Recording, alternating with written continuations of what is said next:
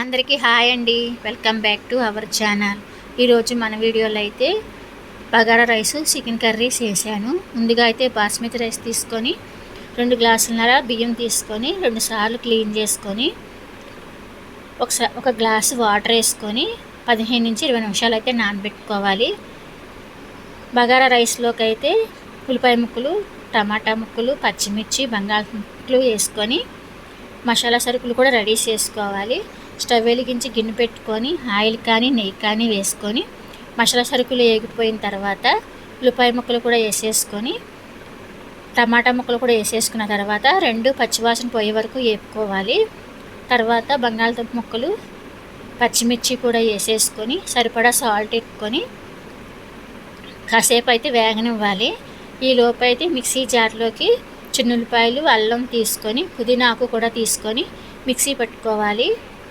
ఈ వేగే మసాలాలు అయితే ఈ పుదీనా రసం అయితే ఇందులో వేసేసుకోవాలి. వేగిపోయిన తర్వాత కొత్తిమీర కూడా వేసేసుకొని ఒక గ్లాస్కి 2 గ్లాసులు వాటర్ అయితే పోసేసుకోవాలి. పోసుకొని మూత పెట్టుకుంటే 10 నిమిషాలు పోతే వాటర్ అయితే మరిగిపోతుంది. వాటర్ మరిగే తర్వాత సాల్ట్ చూసేసుకొని ముందుగా నానబెట్టుకున్న రైస్ కూడా వేసేసుకొని ఒకసారి తిప్పుకోవాలి. తిప్పుకున్న తర్వాత హై ఫ్లేమ్లో 2 నిమిషాలు ఉంచుకోవాలి. కాస్త అయితే ఇలాగా వచ్చిన తర్వాత ఒకసారి అయితే రైస్ కలుపుకొని సిమ్లో పెట్టుకొని 10 నిమిషాలు అయితే ఇలా వదిలేయాలి. అంతేనండి, రైస్ అయితే రెడీ అయిపోయింది. కిందలోకి అయితే చికెన్ కర్రీ స్టవ్ వెలిగించి గిన్నె పెట్టుకొని ఆయిల్ వేసుకొని ఉల్లిపాయ ముక్కలు వేగిన తర్వాత క్లీన్ చేసుకున్న చికెన్ కూడా వేసేసుకొని ఇందులోకే పసుపు, సాల్ట్ కూడా వేసేసుకొని పచ్చి మసాలా కూడా వేసేసుకొని 10 నిమిషాలు అయితే కూర సిమ్లో పెట్టి మగ్గనివ్వాలి. మగ్గిన తర్వాత వాటర్ అంతా పోయి ఆయిల్ బయటకు వచ్చిన తర్వాత సరిపడా కారం కూడా వేసేసుకొని ఒక 2 నిమిషాలు అయితే సిమ్లో యాగనివ్వాలి.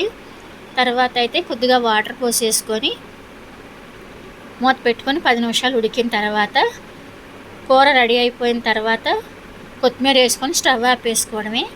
అంతేనండి, చికెన్ కర్రీ కూడా రెడీ అయిపోయింది. వీడియో నచ్చితే లైక్ చేయండి. కొత్తగా మన ఛానల్ ఎవరైనా చూస్తున్నట్టయితే సబ్స్క్రైబ్ చేసుకోండి. థ్యాంక్స్ ఫర్ వాచింగ్ అండి.